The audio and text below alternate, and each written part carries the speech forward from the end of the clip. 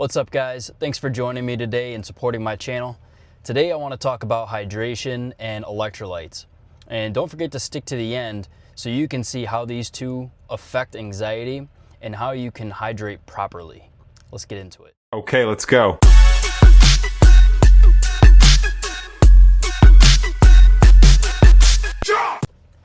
I want to start today out with a question. How much water have you actually had today? I don't mean coffee, I don't mean a soda or an energy drink. I mean just straight water. If you're anything like I used to be, the answer is probably not enough. I used to not drink enough water, and I could feel it. What's crazy is that people don't really realize just how much dehydration affects the way that you feel.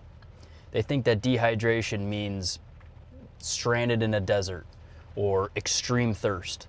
But even mild dehydration can affect your energy, your focus, your mood, your exercise performance, and even symptoms that people often mistake as anxiety symptoms. That's what we're going to be talking about today. Your body is mostly water. Your brain is mostly water. Every system in your body depends on fluid balance, your circulation, your temperature regulation, your nutrient delivery, exercise performance, and your brain function. Water isn't something that you just drink when you're thirsty. It's something that your body actually depends on every hour, every minute, every single day. And when your hydration starts to drop, your body really notices it. Here's where the problem lies. Most people don't know when they're actually dehydrated, and it's because the symptoms could be sneaky.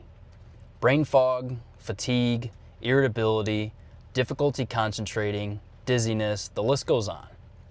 And if those symptoms sound like they're familiar, it's because dehydration can sometimes overlap quite well with anxiety symptoms.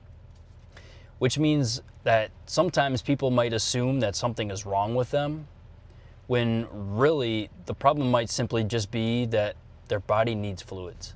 Let's talk about something that a lot of anxious people, including myself, pay attention to, and that's our heart rate. When hydration drops, your blood volume can decrease, and that decrease in blood volume might cause your heart to have to work a lot harder to circulate that blood efficiently, and that can lead to an increased heart rate, especially during exercise and when it's hot outside and if you're already stressed out.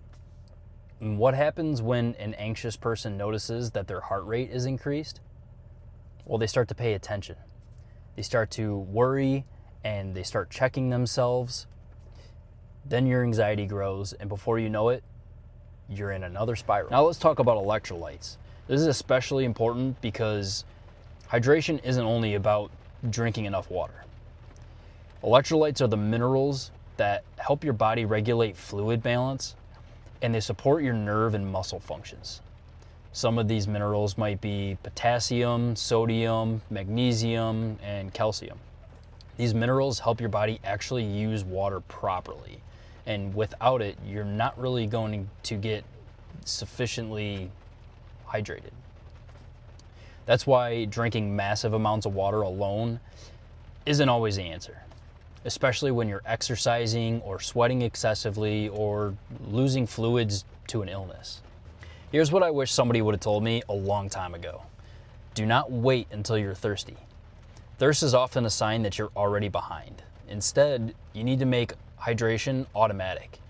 Start your morning with a glass of water, keep water visible, drink consistently throughout the day, and pay attention to your exercise, heat, and sweat loss. If you're training hard or sweating heavily, make sure you get those electrolytes too. One of the biggest lessons that I've learned on this journey is that anxiety isn't just psychological. Your nervous system lives inside your body, and your body has needs: sleep, movement, nutrition, hydration. And if those basic needs are often neglected, you're just making your job harder.